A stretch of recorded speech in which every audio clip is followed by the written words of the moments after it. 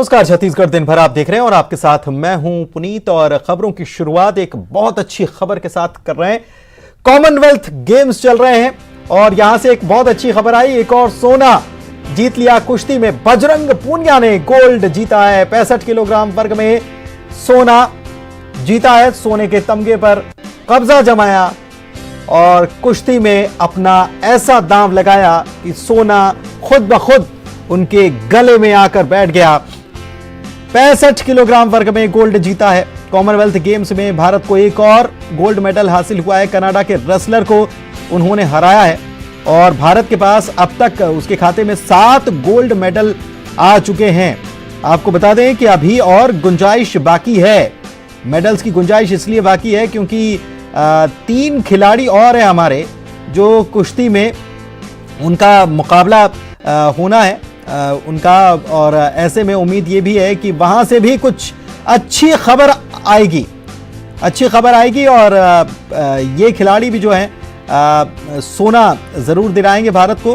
भारत का कुश्ती में दबदबा देखने को मिला। बर्मिंघम में कॉमनवेल्थ गेम्स जो चल रहे हैं इसमें भारत के खाते में अब तक 7 गोल्ड मेडल आ चुके हैं। और आज जो दांव लगाया हमारे पहलवान बजरंग पूनिया ने, वो दांव सोने पर दांव लगाया उन्होंने। और वो दांव उनका ऐसा रहा, जबरदस्त रहा कि उन्होंने भारत को गोल्ड दिलाया है। 65 किलोग्राम वर्ग में उन्होंने गोल्ड जीता है। तो कॉमनवेल्थ गेम्स में भारत को एक और गोल्ड मिला, एक और सफलता।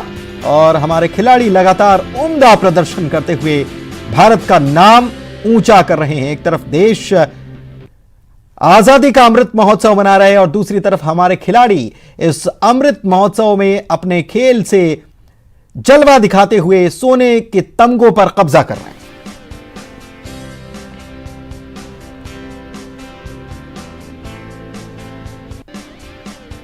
और चलिए छत्तीसगढ़ की बात करते हैं। इस वक्त की बड़ी खबर यह है कि छत्तीसगढ़ में रेल यात्रियों के लिए एक बार फिर से परेशानी पड़ चुकी है क्योंकि रेलवे ने 68 ट्रेनों को रद्द कर दिया है। नागपुर रेल मंडल में मेंटेनेंस का काम चल रहा है। इसका हवाला देते हुए कल से 14 अगस्त तक ट्रेनें प्रभावित रहेंगी और वो भी ट्रेनें तब कैंसिल की गई, अचानक मेंटेनेंस के नाम पर कैंसिल की गई हैं जब त्योहारी सीजन सामने है। रक्षाबंधन का त्योहार सामने है, सबसे बड़ा त्योहार रक्षाबंधन का त्योहार, भाई बहन के प्रेम का त्योहार सामने है। और उस वक्त में रेलवे ने फैसला ले लिया मेंटेनेंस का काम करना है और इसीलिए कल से ये ट्रेनें 68 ट्रेनें हैं जो रद्द रहेंगी। नागपुर लाइन पर काम चलेगा और इसीलिए ये ट्रेनें कल से लेकर 14 तारीख तक रद्द रहने वाली।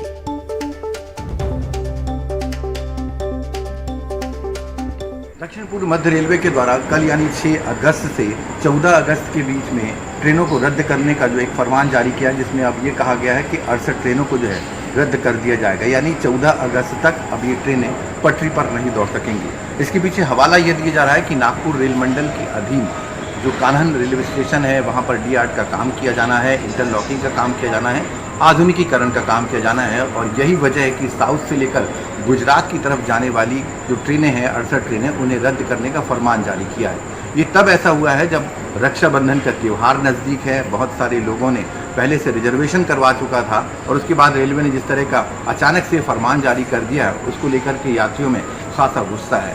जिन लोगों ने रिजर्वेशन करवाया था अब उन्हें अपने टिकट कैंसिल कराने के लिए मशक्कत करनी पड़ेगी और यात्रा को रद्द कर दिए जाने से अब उन्हें दूसरी तरीके से यात्रा करनी होगी या फिर अपनी यात्रा रद्द करनी होगी।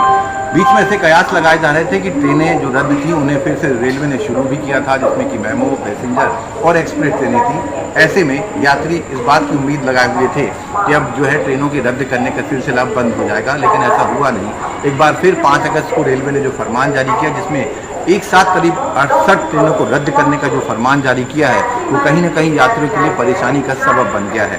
अब यात्रियों को समझ में नहीं आ रहा कि रेलवे आखिर ये सिलसिला रद्द करने का कब तक जारी रखेगा, कब आखिर बेपटरी हो चुकी ट्रेनें जो हैं वो अपनी रफ्तार के साथ पटरियों पर दौड़ती हुई नजर आएंगी और यात्रियों को जिस तरह की असुविधा लगातार हो रही है उसे कब बचाया जा सकेगा। इसका जवाब रेलवे के आला अधिकारियों के पास नहीं है। रेलवे जो है एक के बाद एक कभी ट्रेनों को रद्द करता है, कभी 2-4 ट्रेनों को शुरू कर दिया जाता है ताकि रेलवे के जो यात्री हैं उनका आक्रोश का सामना न करना पड़े। लेकिन जिस तरह से एक बार फिर से 68 ट्रेनों को रद्द किया गया है, निश्चित तौर पर यात्रियों को खासी परेशानी होगी और खासा आक्रोश जो है आने वाले दिनों में दिखाई देगा। विनोद कुशवाहा, न्यूज़ 18 बिलासपुर।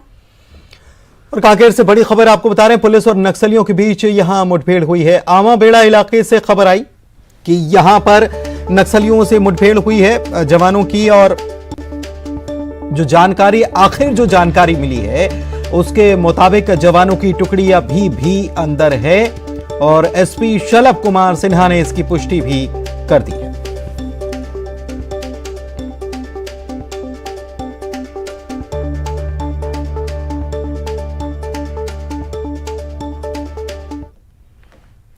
कोरबा से बड़ी खबर, जहां पर कटघोरा वन मंडल में हाथियों से दहशत फैली हुई है। पसान रेंज में हाथियों से दहशत का आलम यह है कि एक सप्ताह से 3 हाथियों का दल जो है उसने डेरा डाल रखा है, और ऐसे में लोग इतने खौफ में हैं कि अब उन्हें रात्रि जागरण करने की मजबूरी आन पड़ी है, क्योंकि कई बार ऐसा होता है कि हाथियों का दल रात में घूमता है और वो हमला कर देता है, मकानों को गिरा देता है, फसलों को तो तबाह करते ही हाथी, और ऐसे में लोगों की जान भी जा सकती है। इसलिए मजबूरी में रत जगह करने के लिए लोग कर रहे हैं।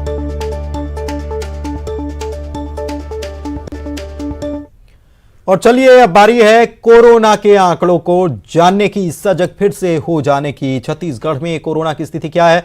कोरोना का कहर जारी है। बीते 24 घंटे में 435 नए मरीज पाए गए हैं। बीते 24 घंटे में 3 मरीजों की हालांकि मौत भी हुई है, और ये खतरनाक संकेत है, क्योंकि इसके पहले 2 दिनों से जो जानकारी आ रही थी, एक मरीज की मौत की खबर आई थी, लेकिन बीते 24 घंटे में 3 मरीजों की जान चली गई कोरोना की वजह से। 428 मरीजों ने हालांकि कोरोना को मात भी दे दी है। रायपुर में एक बार फिर से सबसे ज्यादा मरीजों के मिलने का सिलसिला लगातार जारी है। 76 मरीज एक बार फिर से मिले हैं। इधर दुर्ग में यह आंकड़ा जरूर थोड़ा सा घटा है, 30 मरीज पाए गए हैं। राजनांदगांव में 38, बालावद में 37 और धमतरी में 30 मरीज मिले हैं। अभी जो सैंपल का आंकड़ा जो है, सैंपलिंग जो की जा रही है वो 10,000 के आसपास की जा रही है, और उसमें ये आंकड़े निकलकर सामने आ रहे हैं। हालांकि बीते 2 दिन पहले की अगर बात की जाए तो 500 के पार मरीज मिलना शुरू हो गए थे। एक दिन में 501 मरीज मिले थे। उसके बाद अब यह आंकड़ा जो है उसके अनुपात में अगर देखा जाए तो थोड़ा सा घटता हुआ जरूर है, लेकिन मरीजों की मौत के आंकड़े जो है वो बढ़ रहे हैं। एक दिन में 3 मरीजों की जान चली गई। इधर महंगाई और बेरोजगारी के खिलाफ कांग्रेस ने आज पूरे देश में हल्ला बोला। रायपुर से लेकर दिल्ली तक विरोध प्रदर्शन किया गया। राजधानी रायपुर में कांग्रेस के बड़े नेताओं ने हल्ला बोला, राजभवन तक मार्च किया। विरोध प्रदर्शन में सीएम भूपेश बघेल और कांग्रेस प्रदेश अध्यक्ष मोहन मरकाम समेत तमाम नेताओं ने प्रदर्शन में हिस्सा लिया। इस दौरान सीएम और मोहन मरकाम ने केंद्र सरकार के खिलाफ हमला बोलते हुए कहा कि कांग्रेस जितनी आवाज उठा रही है, कांग्रेस पर उतना प्रहार हो रहा है। हमारे नेताओं पर ईडी की कार्रवाई हो रही है।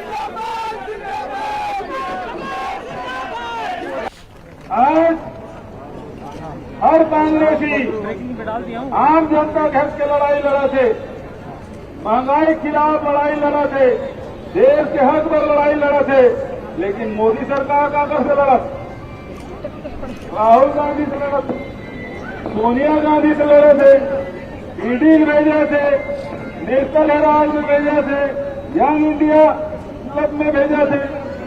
नेशनल हेराल्ड में नेहरू जी और सरदार पटेल स्थापित करी, यंग इंडिया महात्मा गांधी स्थापित करे, ताला लगा दे। मैम हाथ नीचे रखो ना। माध्यम से अंग्रेज मन के खिलाफ लड़ाई लड़े, अंग्रेज मन तो बंद नहीं कर सके, ये मन उधर मानने वाला मन बंद करा। लीजिए, इन 8 सालों में स्विस बैंक में मोदी जी के शासनकाल में सबसे ज्यादा काला धन स्विस बैंक और विदेशी बैंकों में जमा हुए। तो मैं पूछना चाहता हूं, रामदेव बाबा जी से भी और भारतीय जनता पार्टी के नेताओं से भी पूछना चाहता हूं, काला धन कहां आया और 15 लाख रुपए कहां गए और महंगाई कम हुई क्या? मैं भारतीय जनता पार्टी के नेताओं से पूछना। देखिए, वित्त मंत्री सीतारमण जी वो कहती है कि जब प्याज के रेट बढ़ते हैं तो मैं प्याज नहीं खाती। जब मोदी साहब को तो पता है वो क्या है, उनको पता नहीं होगा। जो महिलाएं यहाँ पे खड़ी हुई, इनको पता है कि महंगाई क्या होती है, जो आम जनता को परेशान किया है। आपने देखा होगा, आजादी के 75 सालों बाद अगर टैक्स लगा है या जीएसटी लगी है, जो आम जनता, जो गरीब तबके के निवाला भी छीनने का काम किया है। मुख्यमंत्री दिल्ली में किंग्सवे कैंप पहुंचे, जहां पर महंगाई के खिलाफ प्रदर्शन के दौरान राहुल गांधी और प्रियंका गांधी को हिरासत में लिया गया था। इसके बाद उन्हें हालांकि रिहा कर दिया गया, लेकिन भूपेश बघेल किंग्सवे कैंप जब जा रहे थे उसके पहले उन्हें इजाजत नहीं मिली। बाद में उन्हें परमिशन मिल गई, वे वहां गए भी, अपने नेताओं के साथ बैठे भी।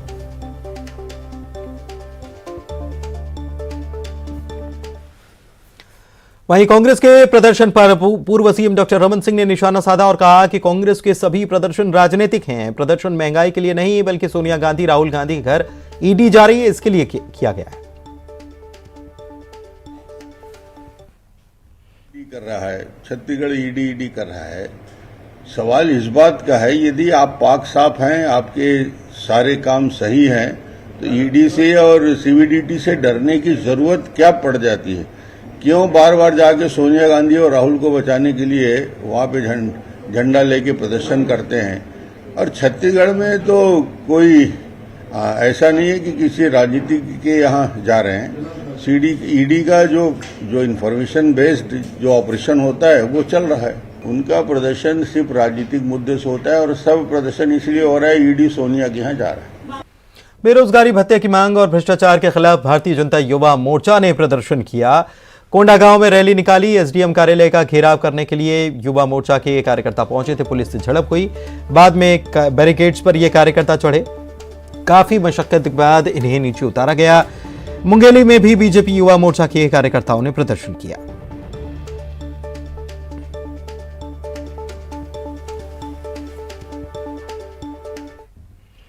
चलिए आगे बढ़ते हैं। कांकेर के नक्सल प्रभावित इलाके का एक सोशल मीडिया पर वीडियो वायरल है। वीडियो में दिख रहा है कि स्कूली बच्चे पानी के तेज बहाव में नदी को पार कर रहे हैं। ये अंतागढ़ के सरंडी नदी का बताया जाता है।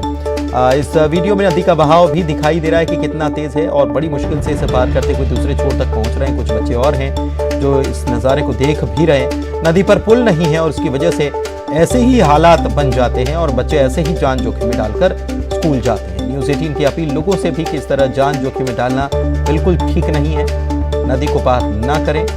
हालांकि ज्यादा हमारी अपील प्रशासन से है कि देखे कि कैसे हालात में बच्चों को स्कूल जाना पड़ता है अपने भविष्य को गढ़ने के लिए।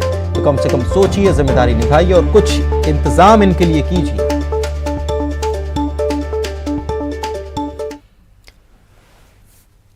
आमतौर पर खबरों में सरकारी स्कूल का जिक्र जब भी आता है तो वहां की बदहाल स्थिति की तस्वीरें नजर आती हैं। कहीं शिक्षक नहीं है, कहीं ब्लैक बोर्ड नहीं है, कहीं इमारत ही नहीं है। लेकिन कोरबा के एक गांव की प्राथमिक शाला और यहां के छात्रों के नवाचार अगर आप देखेंगे तो इंप्रेस हुए बगैर रहेंगे नहीं।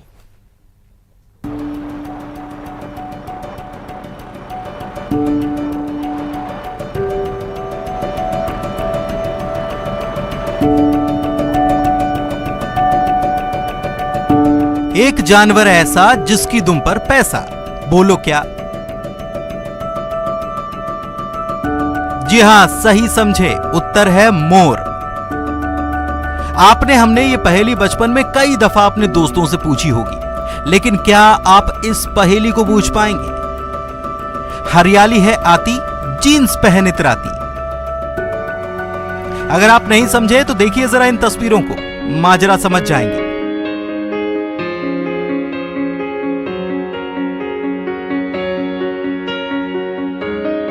तो जीन्स पहनकर इतराते इठलाते पैर पर पैर चढ़ाकर स्टाइल में कतारबद्ध बैठे इन पौधों को देख लीजिए जरा। ना किसी कलाकार की कलाकारी, ना ही कोई खास तैयारी। छोटे छोटे नन्हे मुन्ने बच्चों की मेहनत है ये सारी। मास्टर जी ने बताया और बच्चों ने कर दिखाया।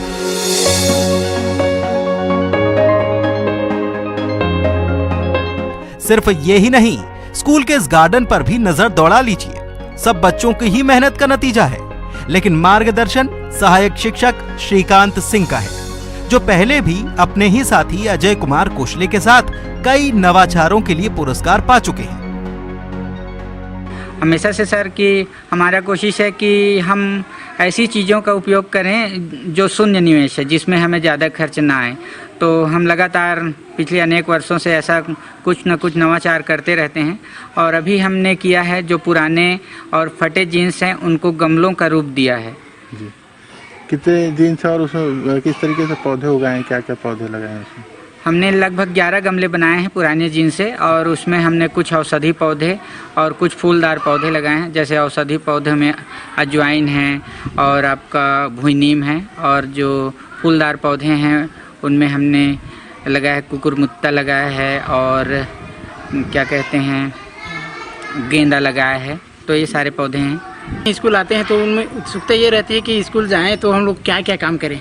तो बच्चे आने के बाद जैसे ही हम लोग बोलते हैं कि बच्चों हमको ये करना है, तो उत्सुकता से जो भी सारे सामान है वो निकाल लेते हैं और बच्चे पौधे में पानी डालना एकदम उत्सुकता से करते हैं और हंसी खुशी से, जिससे उनको अच्छा लगता है कि पौधे लगाना। बोलेंगे पौधे लगाना है तो गड्ढे वड्ढे खुद खोद के तैयार रखेंगे और पौधे लगाएंगे। हमारे साथ वो मिल के करते हैं और हम भी बच्चों के साथ मिल के ये सब काम करते रहते हैं। यह तस्वीर है कोरबा से 35 किलोमीटर दूर गढ़कटरा गांव की प्राथमिक शाला की।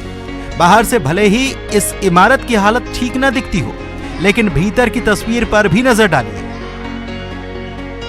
ब्लैक बोर्ड, टेबल, बेंच के साथ दीवारों पर लिखी ये जानकारी शिक्षा के मंदिर की सुंदर तस्वीर बना रही है। हम लोग यहाँ सब्जी जगाए हैं और जीन्स में पौधा लगाए हैं। और देखभाल करते हैं, पानी नहीं डालते हैं? हाँ, जीन्स में और गमले में और डब्बा। तो उस पौधे में पानी वगैरह डालते हो आप लोग? हाँ। टीचर बताते हैं कि पहले वो अपनी पुरानी जीन्स लेकर आए और उसमें एक पौधा लगाया। देखा देखी बच्चों को भी ये एक्टिविटी पसंद आई और नो बैग डे वाले दिन बच्चे भी पुरानी बेकार जीन्स लेकर पहुंच गए स्कूल। और देखते ही देखते यहाँ बन गया स्कूल का जीन्स वाला गार्डन। इस नवाचार का अंजाम ये कि बच्चे न केवल प्रकृति का मूल समझ रहे हैं, बल्कि इन पौधों की बखूबी देखभाल भी कर रहे हैं।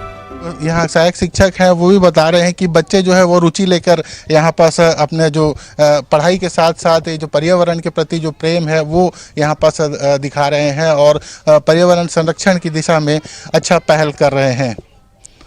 अब्दुल असलम, न्यूज़ 18 छत्तीसगढ़, कोरबा।